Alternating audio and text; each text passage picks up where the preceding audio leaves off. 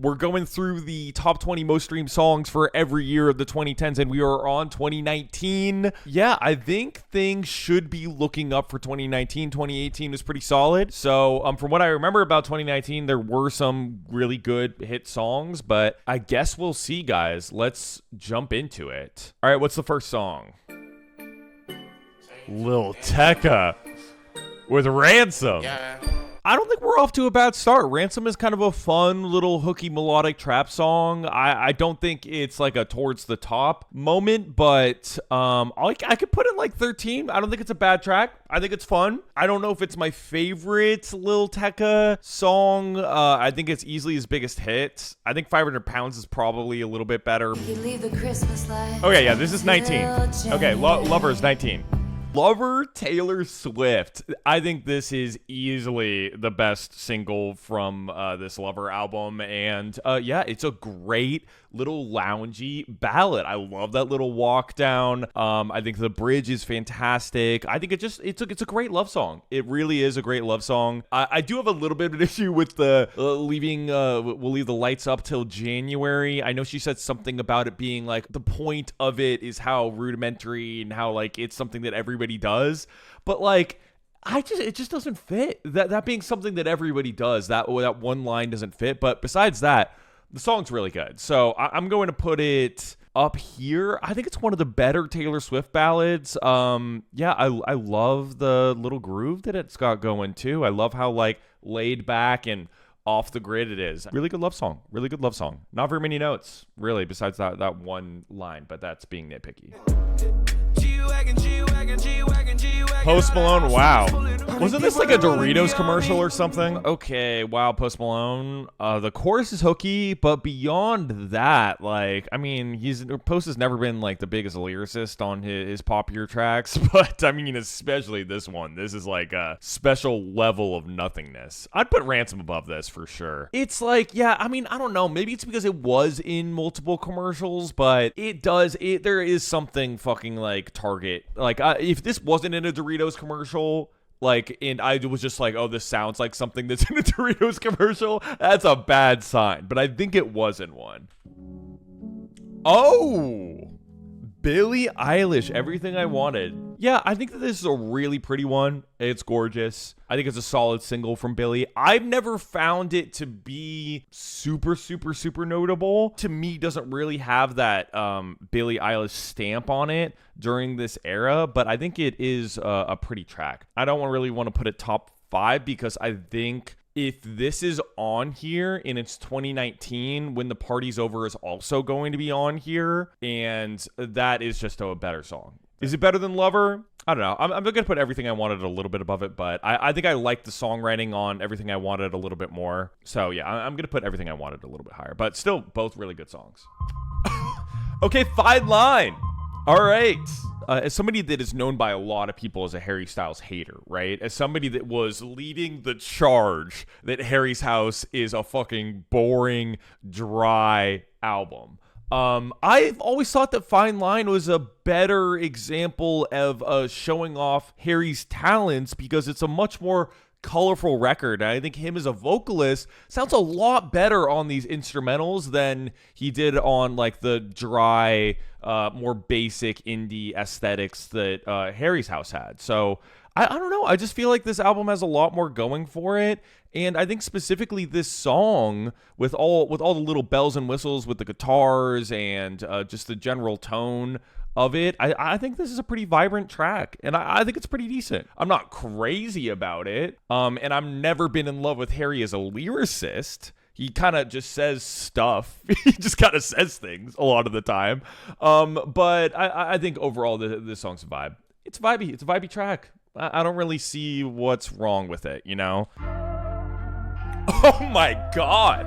Okay, Highest in the Room. This is also a standalone track, I think. Not a bad little psychedelic trap song. I feel like this is a pretty good example of what Travis does best. I think this is a good version of his sound. I think that little loop is fun. That synth that comes in the chorus is kind of wonky in a cool way. Yeah, I think Highest in the Room is pretty good. This is a pretty decent trap, psychedelic trap song from Travis. I think that The ad-libs sound good on it. I don't really have much criticism of this one. It's fine. It's not like generational. It's not my eyes, but it's pretty good. No! Ed, listen, man. I know we have our issues, we have our problems, we have our disagreements. But I just don't know if I can see your perspective on this. What is the decision making of this instrumental? The what is that? Why is this song produced like this? What is this instrumental? God damn, dude. Annoying ass hook too. Oh God, this is a painful one. I think this is one of Ed's worst hits. I think this is one of his worst singles. And that's saying something. That is saying something. Okay, Bad Bunny. All right. J Balvin and Bad Bunny. I've always been pretty fond of this one. Yeah, no, I think it's a nice little watery instrumental. I think that the horns, the distant horns sound really good. There's a lot to like about this one. I don't think it's anything super mind-blowing, but I think it's overall like a pretty good hit song for Bad Bunny. So, and J Balvin. So I think this is a good collaboration from two of the biggest artists in the Latin scene. So I think that's dope. Hell yeah. I think this year's off to a pretty good start. Thank You Next. I love this song. I love Thank You Next. I've not made this a secret. I love this song. And I think part of the reason I love this song so much is because self-love tracks typically come off really corny. There's nothing unique about them, but I think that the way that this one is written is so sweet. It's so novel. And yeah, I think it sticks out for a reason. And I kind of love how grimy this beat is. Like it is subtly kind of like a grimy track with those weird like sampled vocals in the chorus and all of that stuff. And the ad-libs also really make this track for me. Yeah, this is a top fiver for me. I think this is the best song we've heard so far. Yeah, love this Ariana Grande era. Okay, see, I told you. Okay, When the Party's Over. It's the Nicki Minaj sample. When the Party's Over, this piano part is just so gorgeous. What a vocal performance from Billy. That like vocoder thing, the layered vocals, the sub bass when it comes in, it hits like a truck. I mean, this song is gorgeous. It's gorgeous. It's one of Billy's best songs, definitely one of her best ballads, and it's phenomenally written. Yo, it's the Box Roddy Ricch. No, I would call Roddy Ricch a one album wonder, not a one hit wonder. There's a lot of bangers on this album. I will defend this album. Anyone not voting one or two on this, is wrong. I mean, this is like a what more do you want from a melodic like trap banger? What more do you want? It is impossibly hooky. The little thing is, there's so much character to this song and the beat. I mean, come on. It's so much fun. It mops highest in the room. I don't think you like trap music if you don't like this song. Like really, like melodic trap. I don't think, as far as hit songs go, it doesn't get much better than that. It's hard. This song is hard. And yeah, I think this entire album for the most part is pretty good. Is it in the top 5? It's somewhere in here. Fuck it. Let's put it in the top 5 for now. I might mix some stuff around because all of these songs here are really good. But let's have some hip hop representation in the top 5, okay? Speaking of hip hop representation, we got Rappiana. I hope that like Victoria Monet took the lead on this one. I believe that she was involved with the majority of this album because these lyrics, man. I just don't know if a white girl like Ariana should be saying these things, man. One defense I will have over this song is the people saying like mad at her in this track for flexing her wealth, which is what this song is. I mean, listen, like this is something that a lot of artists do, and I think that specifically people are mad at Ariana for doing it because she was born into wealth, which I get. But I mean, as far as flexing wealth goes, that is in like so much pop and hip hop music, and it just isn't really something that Ariana specifically dove into until this track. I mean, the whole interpolation in general is a little bit silly. I don't think that there is a lot of great stuff about this track. This is just not one of my favorite Ariana songs, even though I can't say I hate this. I don't hate it. I like it more than Wow. I do. But yeah, it's not a good Ariana song. It is not. A friend of the channel, Louis Capaldi. White Boy Hell is back. I don't mind Louis Capaldi's like deep register when he does that in the verses, but it's the vocal strain that I'm hearing that is always my least favorite part about his vocal performances. We're putting it down here with Ed. I don't think it's getting much worse than Ed, but I think we know Dance Monkey's coming, so we're reserving. We got a seat for Tones and I at 20. we gotta. It's reserved. Okay. What's next? We knew Bad Guy was going to be in here. Okay. I mean, the synth hook is really fun. Bad Guy. I think that Fiddy's kind of cooked on this one too. I really like the vocal effects that are thrown in there every once in a while. I think that the snaps that come in those verses are really fun. I think that synth hook is really cute. And like lyrically, listen, Billy's being tongue-in-cheek here. I know a lot of people think it's corny, but it's clearly a purposeful thing. I'm not huge on this one. I think that it has an interesting texture to it. I think Phineas does a good job with it, but beyond that, it's not one of Billy's best songs. I mean, it's definitely not the Justin Bieber remix. The Justin Bieber remix is horrific. Oh, Circles Post Malone. Circles, I think, is cute. I think the bass track is nice. I think the instrumental itself is totally fine. I think that if I'm being nitpicky, though, I just fucking hate the vibrato. I've always said this. I hate the vibrato in the chorus. And I know it's something that Post has done with his vocals, like, since he started, but that vibrato effect just makes no sense for this song. And for whatever reason, it's the most intense version of it's ever been. But I think it's cute. Chat said to put it somewhere in the middle. That's kind of where I'm at with it. I'd probably put it like here. Is that a good spot for it? Yeah, it's somewhere in here. It's somewhere in here. It's around Adore You. Probably gonna put it right below Adore You. Okay, Cruel Summer. What a hook, chat. What a hook. It's a generational heater. I said the first time, and I think a lot of people did. I don't think I'm unique on this. But I said when this album came out, why the hell wasn't this a single? Why wasn't this a single? It makes no sense. You have a song like this and you aren't going to push it? I don't get that at all. And we had Me as the lead single. It's in the top 2 for me easily. I think that bridge is a quintessential Taylor Swift bridge. If you want an example of why Taylor Swift is such a good bridge writer, I miss this Taylor. I miss this Taylor Swift. I miss this pop Taylor. 2019 is cooking, bro. What? Dude, 2019 is cooking.